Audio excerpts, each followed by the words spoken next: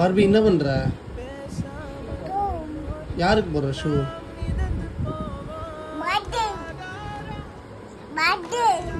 பேட்டுக்கா? ஆ, பேட்மேனுக்கு shoe போடுறியா? சரி போடு, நீ போடு. நான் போடணுமா? சரி இரு. நந்து இங்க வா.